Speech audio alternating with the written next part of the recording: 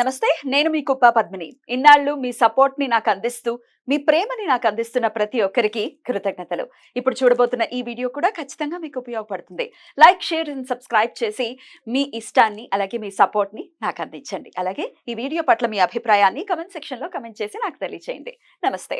నమస్తే, welcome to our channel. నేను పద్మిని. ప్రస్తుతంతో పాటు ప్రముఖ ఆధ్యాత్మికవేత్త, ఆస్ట్రోన్యూమరాలజిస్ట్, ఎనర్జీ వాస్తు స్పెషలిస్ట్, శ్రీ విద్య ఉపాసకులు శ్రీమతి జయప్రద గారు మనతో పాటు ఉన్నారు. మాట్లాడదాం.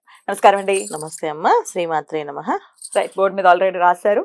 సెప్టెంబర్ 1వ తారీఖు నుంచి అక్టోబర్ 1వ తారీఖు వరకు రాశిఫలాలు చెప్తున్నారు. అవును. రైట్. మరి ఎలా అండి, ఒకసారి గోచార ఫలితాలు ఎలా ఉన్నాయి, గోచారం ఎలా ఉంది, అలాగే ఎన్నాళ్ళ ఈ గోచారం వల్ల ఎంత రిజల్ట్ అనేది ఉంటుంది? ఎందుకంటే ఇది చెప్పారు కానీ మాకు జరగలేదు అనేది వినడానికి ఎందుకంటే ఇంత కష్టపడి స్టడీ ఇది డెఫినెట్ గా చెప్తూ ఉంటే ఎందుకు అవ్వలేదు అనేది వింటే మాత్రం ఒకంత ఆశ్చర్యంగా అనిపిస్తుంది. అసలు గోచార ఫలితాలు ఎంత రిజల్ట్స్ ఇస్తాయి, అసలు గోచారం ఎలా ఉంది?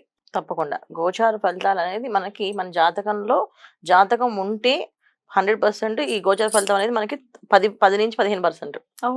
అంత తక్కువ. జాతకం లేని అంటే మాకు టైం అబౌట్ తెలియని వాళ్ళకి, సో ఈ పేరుతో 30 ఏళ్ళ నుంచి నడిపిస్తే ఆ పేరుకున్న అక్షరం నామాక్షరంతో ఈ రాశి అని అనుకునే వాళ్ళకి ఈ గోచార ఫలితం అనేది 40% పనిచేస్తుంది. ఎందుకంటే ఎప్పుడైతే పేరు ఎక్కువగా వాడుకు మొదలవుతుందో ఆ పేరు రావడానికి కారణం ఏంటంటే ఏదో ఒక గ్రహం అనుగ్రహం ఉంటేనే వస్తాం. అసలు ప్రతి మనిషి భూమి మీదకి వచ్చాడంటే ఏంటంటే వాళ్ళకి ఏదో ఒక అనుగ్రహం, వాళ్ళు ఏదో చేయాల్సిన పనులు ఉన్నాయి. దానివల్లే మానవ జన్మ ఎత్తారు. మానవ జన్మ ఎత్తడం అంటేనే కర్మను మనం తొలగించుకోవడానికి, మనం చేసిన ప్రారంభ కర్మలు ఏవైతే ఉన్నాయో అవి తొలగించుకోవడానికి. సో తొలగించుకోవడానికి పుట్టినప్పుడు ఏ పేరుతో మనం పిలుస్తాం, ఎక్కువ పిలువబడుతున్నామో ఆ గ్రహాల అనుగ్రహం మనకు ఉందని అర్థం. సో అలా అప్పుడు గోచారాన్ని 40% తీసుకుంటాం. జాతకం ఉన్న వాళ్ళకి, టైం ఆఫ్ బర్త్ కరెక్ట్గా తెలిసిన వాళ్ళకి దీన్ని 15% తీసుకుంటాం. 15% ఎందుకు తీసుకుంటాం అంటే చాలా ఇంపాక్ట్ ఉంటుంది. 15% అంటే చాలా తక్కువ అని కాదు, చాలా ఇంపాక్ట్ అది. సో గోచారంలో మనకి రాహు, గురువు, శని భగవానుడు వీళ్ళు చాలా పెద్ద గ్రహాలు. మిగతా అన్ని కూడా మాస గ్రహాల కింద వస్తాయి. వీళ్ళు సంవత్సరానికి, గురువు ఏమో సంవత్సరానికి మారుతాడు, రాహుకేతులు 18 నెలలకి మారుతారు ఒక్కొక్క రాశి నుంచి. శని భగవాన్ 2.5 సంవత్సరాల నుంచి 2 సంవత్సరాల తర్వాత మారుతుంటాడు. సో ఆయన ముందున్న వెనుకున్న రాశుల వాళ్ళందరికీ ఆ ప్రభావం ఉంటుంది ఖచ్చితంగా. ఆయన వక్రిస్తూ ఉంటారు కదా, సో వక్రించినప్పుడు వెనక రాశి వాళ్ళకి ఇబ్బంది, ముందుకు వెళ్తున్నప్పుడు ముందు రాశి వాళ్ళకి ఇబ్బంది ఆయన. సో శని భగవాన్ ఉన్నాడు అంటే మెయిన్. సో మనకి కావలసిన మెయిన్ ఆధారం ఏంటంటే జాతకంలో కావాల్సిన కెరియర్ సెటిల్ అవ్వాలన్నా, కెరియర్ బాగుండాలన్నా శని భగవాన్ ఎక్కడో చూసుకోవాలి. ఆర్థికంగా ఇబ్బందులు లేకుండా, ఆర్థికంగా బ్రహ్మాండంగా ఉండాలనుకుంటే గురువు ఎక్కడో చూసుకోవాలి. సో ఏ మాయలో పడకుండా, ఏ ఇబ్బందులు పడకుండా, ఏ లోన్లు పెట్టకుండా మనం ఉన్నాము అనుకుంటే రాహుకేతులు చూసుకోవాలి. సో వీళ్ళు మేజర్. సో ఈ మేజర్ గ్రహాలు ఎప్పుడైతే ఉన్నాయో అవి ఖచ్చితంగా ఇంపాక్ట్ ఉంటాయి. ఆ సంవత్సరం అంతా ఏ రాశిలో వీళ్ళు ఉంటారో ముందు వెనక ఉన్న రాశుల వాళ్ళతో సహా ఆ రాశి వాళ్ళకి ఇబ్బందులు. అయితే మాస ఫలితాలు ఎందుకు చూసుకుంటామంటే ఇక్కడ రవి మారుతాడు, శుక్రుడు మారుతుంటాడు, బుధుడు మారుతుంటాడు, కుజుడు మారుతుంటాడు. ఇవి మాస గ్రహాలు ఎందుకు అంటే మనకి ఇవి మారడం వల్ల కొంతవరకు ఈ పనులు చేయొచ్చు. ఇప్పుడు మనం ఈ లోన్ పెట్టుకోవచ్చా, పెట్టుకోకూడదా, ఈ లోన్ తీసుకోవాలా వద్దా, కొన్ని విషయాలు క్లారిటీ వస్తుంటాయి. ఆ విషయాల కోసం మనం ఏళ్ల తరబడి వెయిట్ చేయట్లేదు. ఈ గ్రహస్థితిని బట్టి కూడా చూసుకోవచ్చు. ప్రమోషన్ కావాలి, చూసుకోవాలి. అందుకని ఈ మాస గ్రహాలు అనేది మనం ఖచ్చితంగా చూసుకొని ఈ మాస ఫలితాలు ఎలా ఉన్నాయి చూసుకుంటాం అన్నమాట. ఒకసారి గోచారం ఎలా ఉందో ఒకసారి. సో గోచారంలో మీనంలో రాహు నాన్న, సో వృషభం రాశిలో గురువు, తర్వాత కన్యలో కేతువు, కుంభంలో శని భగవాన్ వక్రించి ఉన్నాడు. నవంబర్ దాకా ఉన్నాడు ఆయన వక్రించి. సో అందుకని ఖచ్చితంగా మనకి ఏంటి ఇబ్బందులు ఉన్నాయంటే వాళ్ళు ఉండే ఇంపాక్ట్ మనకి ఉంటుంది. ఏమేమి ఉంటాయంటే ఆర్థికంగా కొంచెం ఇబ్బందులు ఉంటాయి, బద్ధకం ఉంటుంది మనుషులందరికీ, చేయాలని పనులు చేయాలనిపించదు. ఎందుకంటే మీనంలో రాహు ఉన్నాడు కనుక ఖచ్చితంగా మనకి పూజల దగ్గర, తర్వాత నోములు చేయాలన్నా, దానాలు చేయాలన్నా బద్దకిస్తుంటాం. మిగతా విషయాన్ని యాక్టివ్. ఒక పార్టీ ఉందంటే ఆ రెడీ, మేము ముందే వచ్చేస్తాం అని చెప్తుంటారు. ఒక సినిమాకి వెళ్ళాలంటే ఫాస్ట్ గా ముందుకు వెళ్ళిపోతుంటారు. ఇవన్నీ జరుగుతుంటాయి. ఇవి మాత్రం అవ్వదు, ఎందుకంటే మీనంలో రాహు అనేది ఆపోజిట్. మరి వృశ్చిక రాశి వారికి ఎలా ఉండబోతోందండి ఈ మాసం? వృశ్చిక రాశి వాళ్ళకి ఈ మాసం చాలా బాగుంది నాన్న. చెప్పాలంటే వాళ్ళకి రవి బుధులు అనుకూలంగా ఉన్నారు, తర్వాత కుజుడు అనుకూలంగా ఉన్నారు, శుక్రుడు కూడా అనుకూలంగా ఉన్నారు. అదేంటి అష్టమ కుజుడైనా కూడా మంచిగా ఉన్నట్టేనా? 100%. అష్టమ కుజుడు పూర్తి దిగ్బలాన్ని పొందిన ఆయన కదా. ఆయన అష్టమ స్థానం అంటే ఆయనకి ఫుల్ పవర్స్ ఉన్నమాట. పైగా ఆయన రాసాధిపతి, వృశ్చిక రాసాధిపతి కుజుడు వెళ్ళి మిథున రాశిలో ఉన్నారు అష్టమ స్థానంలో. ఏమేమి చేస్తారు ఈయన అంటే అన్ని రిలీజ్ చేపిస్తారు. ఏమేమి రిలీజ్ చేపిస్తారు, కోర్టు నుంచి రావాల్సిన ఏవైతే ఉన్నాయి వాళ్ళకి ఆస్తులు కానీ, లేకపోతే కోర్టు నుంచి వచ్చే పెండింగ్ ల్యాండ్స్ మీద సంతకాలు పెట్టే పెండింగ్స్ కానీ ఇవన్నీ కూడా రిలీజ్ చేపించేస్తారు ఫస్ట్. రెండోది ఏం చేపిస్తాడు ఆయన, ఎవరైతే శత్రువులు అంతర్గత శత్రువులు దాగి ఉన్నారో వాళ్ళని బయట లాగుతారు.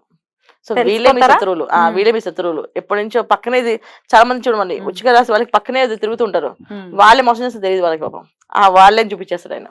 సో అలాంటి క్లారిటీస్ ఇస్తాడు. అంతలో శత్రువులను బయట రావడము, తర్వాత వీళ్ళకి శత్రు జయం అనమాట.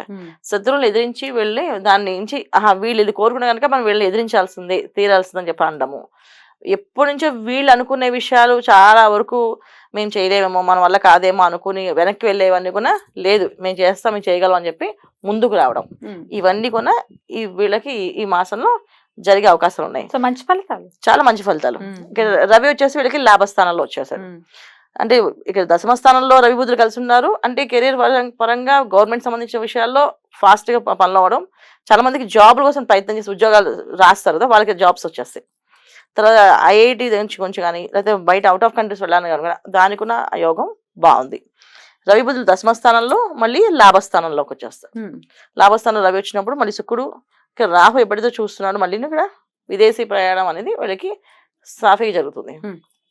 సో డబ్బులు రావడం అనేది బ్రహ్మాండంగా వస్తుంది, జాగ్రత్తగా ఖర్చు పెట్టుకోవాలి. డబ్బు మాత్రం నీళ్ళ ఖర్చు పెడతారు వీళ్ళు. వచ్చిన డబ్బులు వచ్చినంతసేపు ఆలోచిస్తారు, వచ్చిన తర్వాత అది ఎలా వెళ్ళిపోతుందో తెలియదు అనమాట. సో అలా కాకుండా ఒక ప్లానింగ్ ఆఫ్ యాక్షన్ పెట్టుకుని ప్లానింగ్ ప్రకారం ఖర్చు పెట్టుకోగలిగితే బాగుంటుంది. సో అష్టమ కుజుల్లో అన్ని లాభాలు ఉన్నాయి, ఒక్కటి మైనస్ ఉంది. ఏంటంటే అష్టమ కుజుడు ఉన్నప్పుడు ఏంటంటే యాక్సిడెంట్స్ అయ్యే అవకాశాలు ఎక్కువగా ఉంటాయి. సో అది ప్రాణాల దాకా వచ్చే అవకాశాలు ఉంటాయి. సో వాహనాలు నడిపేటప్పుడు, వాహనాల మీద వెళ్ళేటప్పుడు, బయటికి వెళ్ళేటప్పుడు శకునాలు చూసుకొని దండం పెట్టుకొని భగవంతుని నామస్మరణ చేసుకుంటూ బయటికి వెళ్ళడం అనేది చాలా ముఖ్యమైన పని వాడు వీళ్ళకి. సో వీళ్ళు జనరల్ గా ఏంటంటే లేవడం వీళ్ళు కనీసం వీళ్ళు శకునాలు కూడా చూసుకోరు, టపటపా వెళ్ళిపోతుంటారు బయటికి.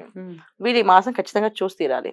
భార్యని ఎదురు రమ్మని చెప్పడము, లేదా పిల్లలు ఎవరైనా ఉంటే పిల్లల్ని ఎదురు రమ్మని చెప్పడము, లేదా అమ్మ నాన్న ఉంటే అమ్మ నాన్న కాళ్ళు నమస్కారం చేసి వెళ్ళడము, వెళ్ళొస్తా అని చెప్పి రావడము, వీళ్ళు క్షేమంగా వెళ్ళి లాభంగా రండి అని చెప్పించుకోవడము, ఈ పనులు వీళ్ళు ఖచ్చితంగా చేయించుకోవాలి. ఈ మాసంలో చేయడం వల్ల వీళ్ళకి అన్ని విధంగా బాగుంటుంది. ప్రాక్టికల్ గా చెప్తున్నారు రెమెడీస్ ఏం చేయొచ్చు అని. ప్రాక్టికల్ గా చేయాలి. ఆరాధన విషయంలో అయితే అండి, ఆరాధన విషయంలో వీళ్ళు ఖచ్చితంగా ఈ మాసం అంతా గణపతిని ఆరాధించాలి. ఎందుకంటే అష్టమ కుజుడు కనుక మెయిన్ వచ్చే ఇబ్బంది ఏదైతే ఉందో దాన్ని మనం మేజర్, మిగతా అన్ని బాగున్నాయి. సో అష్టమ కుజుడులో ఉండే ఇబ్బంది ఏంటంటే వెహికల్ మీద వెళ్ళేటప్పుడు చూసుకోకుండా వెళ్ళడం వల్ల, గణపతి ఆరాధన చేసి వెళ్ళడం వల్ల విఘ్నాలు రాకుండా ఆ పని సాఫీగా మరి ఇంటి క్షేమంగా వస్తారు. బ్యూటిఫుల్. గణపతి ఆరాధన ప్రత్యేకించి ఈ మాసం అందరూ చేస్తారు, మీరు మరీ ముఖ్యంగా చేసుకోవాలి. ఎందుకంటే వినాయక చవితి వస్తుంది కదా, సెప్టెంబర్ 7వ తారీఖు వస్తుంది వినాయక చవితి. గణపతి నవరాత్రులు ఖచ్చితంగా చేస్తారు. వీళ్ళు అంటే జనరల్ గా అందరు చేస్తారు అన్న. వృశ్చిక రాశి వాళ్ళు ఏంటంటే స్పెషల్ ఏంటంటే వాళ్ళు దేవుడిని పని వేళ దేవుడిని నమ్మడం కానీ ఇంట్లో చెప్పడం కానీ అవి ఉండదు. మామూలుగా లేవడం పొద్దున్న లేచి వెళ్తున్నాం అని చెప్పి వెళ్ళిపోతుంటారు. వెళ్తున్నాం వెళ్ళొస్తామని చెప్పరు, అదొక తత్వం ఉంది వీళ్ళ దగ్గర. సో అందుకని వీళ్ళు ఈ మాసం మాత్రం వెళ్ళొస్తా అని చెప్పడం, ఇంట్లో వాళ్ళు క్షేమంగా వెళ్ళి లాభంగా రండి అని చెప్పడం, అని చెప్పి చేయించుకోవడం వల్ల వీళ్ళకి అన్ని పనులు విజయవంతంగా సాగుతాయి. లేకపోతే కొన్ని ఆటంకాలు ఇబ్బందులు వస్తాయి. ఇప్పుడు అన్ని బాగుండి ఒక యాక్సిడెంట్ అయింది అనుకోండి, అది మళ్ళీ ఆగినట్టే కదా. సో ఎందుకంటే అదృష్టం శని ఉన్నారు వీళ్ళకి. సో ఆ ఒక ప్రమాదంగా ఉంది వీళ్ళకి, జాగ్రత్తగా ఉండడం అనేది ఇంపార్టెంట్. రైట్ అండి, చాలా బ్యూటిఫుల్ గా ఎక్స్ప్లెయిన్ చేశారు. చెప్పినటువంటి విషయాల్లో జాగ్రత్తలు తీసుకుంటూ ఈ సెప్టెంబర్ మాసం వృశ్చిక రాశి వారికి చాలా బ్యూటిఫుల్ గా ఉండాలని మనస్ఫూర్తిగా కోరుకుంటూ ఇక నెక్స్ట్ ఎపిసోడ్ లో ధనుసు రాశి గురించి మాట్లాడుకుందాం. థ్యాంక్ యూ అండి, నమస్తే. నమస్తే అమ్మ, శ్రీమాత్రే నమః.